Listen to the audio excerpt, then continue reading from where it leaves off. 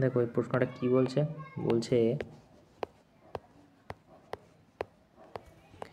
বলছে যে ratio of cost price আর হচ্ছে মার্কেট প্রাইসের রেশিও হচ্ছে 4:5, 4:7। মার্কেট প্রাইস আর কস্ট প্রাইস না, কস্ট প্রাইস আর মার্কেট প্রাইস, কস্ট আর market price, cost price market প্রাইসের রেশিও কত বলছে, 4:7। তো আমি এক্স বসিয়ে দিলাম রেশিও মানে, ঠিক আছে।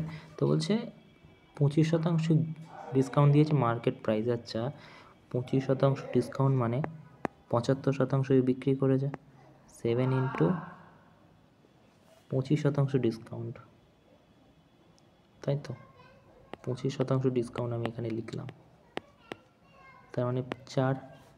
তাহলে 7x/4, এটা ডিসকাউন্ট দিয়েছে, তাহলে কত টাকায় বিক্রি করেছে, -7x, এটা হচ্ছে সেলিং প্রাইস। তাহলে তুমি বলবে এখানে হবে,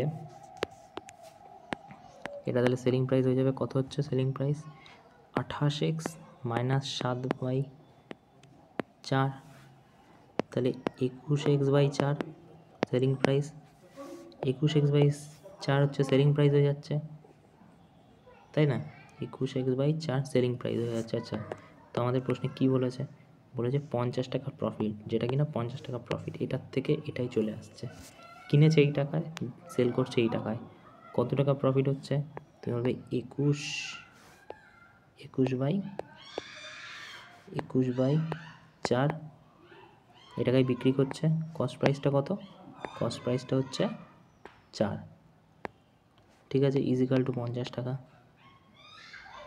রাইট। ঠিকই করলাম তো, এক second. Given market price, profit, cost price, article, এটা সেলিং প্রাইস, এই টাকা থেকে এই টাকা প্রফিট হচ্ছে, ওকে ওকে ওকে ওকে, ঠিক আছে। তো 4×4 16, 4×4 16, 16,